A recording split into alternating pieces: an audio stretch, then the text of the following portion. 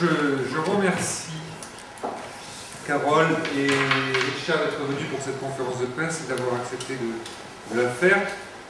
Alors, je suis chargé de faire quelque chose au nom des sanctuaires, Richard. C'est de te remercier pour tes 9 années de présidence. Et on m'a dit que c'était la 43e fois que tu venais à Lourdes, est-ce exact? Peut-être, oui, parce que si 1966, c'était mon premier visite à Lourdes. Voilà, donc belle fidélité à Lourdes. Donc en fait, si Carole est là, Richard va vous expliquer, c'est parce qu'il va y avoir une passation et puis un changement à la tête de HTPT. Oui. Nous, on est toujours aussi heureux d'accueillir HTPT. Vous savez que c'est un partenaire privilégié pour les sanctuaires, notamment lors du jubilé des apparitions l'année dernière. Ils ont eu un rôle très important, notamment puisqu'ils ont porté la mission des personnes handicapées avec d'une part leur pèlerinage à Pâques et puis d'autre part le colloque qu'ils avaient organisé en novembre. Donc nous, les sanctuaires leur sont très reconnaissants pour toute l'action qu'ils mènent, tant auprès des personnes malades que pour le rayonnement de Lourdes. Sachez que ce matin, grâce à HTPT, le maire de Lourdes, à 8h moins le quart, passait sur la BBC en direct.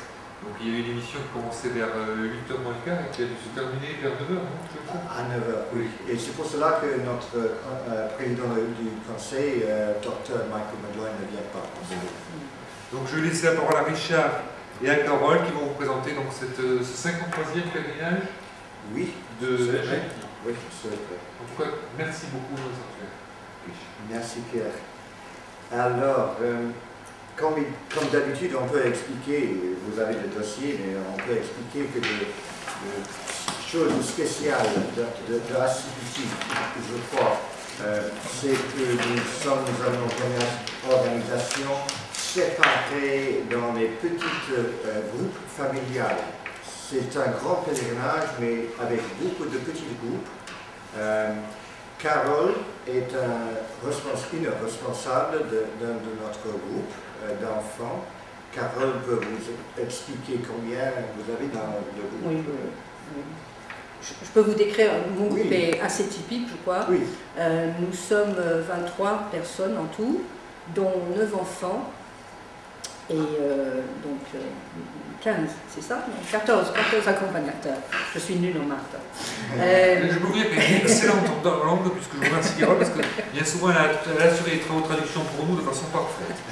Et parmi les enfants, j'ai certains qui ont des difficultés d'apprentissage, j'ai 2 aveugles, j'ai une fille qui vit dans des conditions sociales absolument atroces.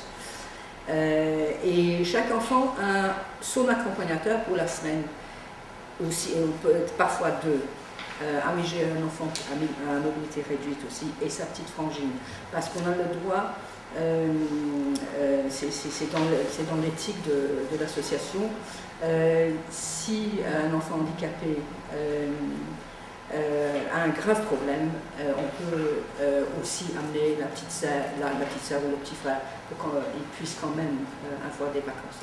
Moi je vais prendre un peu la relève, mais il faut dire que Richard est quelqu'un d'exceptionnel parce que non seulement il parle français, mais c'est un très très bon liturgiste, ce que moi je ne suis pas. Non, mais je parle une vache espagnole. Moi je vais m'occuper de la liaison avec les sanctuaires et avec les francophones. Et l'aumônier va s'occuper du côté liturgique. Donc on a une réunion à la fin de cette semaine pour essayer de mettre tout ça en place. Donc ça risquerait d'évoluer un petit peu. On passerait d'une personne à plusieurs personnes à la tête d'HTPT, c'est ça? Comment? On passerait d'une personne à plusieurs personnes. Ça va être un peu comme dans le... tu étais là du temps de Terry Creek. Oui. Ça va être un peu la même division.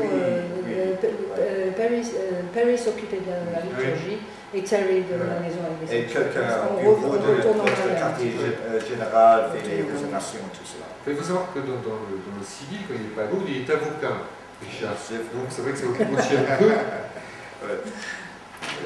Oui, je crois que ce qu'on peut ajouter au thème, enfin, parce que dans le temps, pas nécessairement dans le temps, mais tous les ans on cherche pour savoir si on peut avoir un thème qui se rapproche du thème des sanctuaires pour l'année. Quelquefois c'est plus facile que d'autres fois pour les enfants.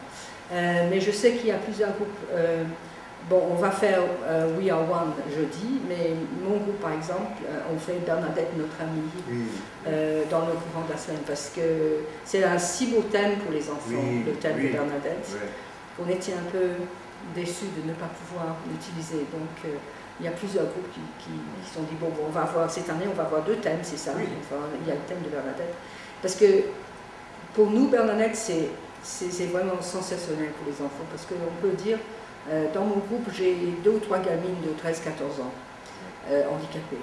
Et je peux leur dire, Bernadette était comme toi. Elle avait ton âge, elle avait un handicap, elle était malade souvent, elle ne pouvait pas aller à l'école nécessairement. Et pour ça, ça fait vivre toute l'histoire de Bernadette pour eux.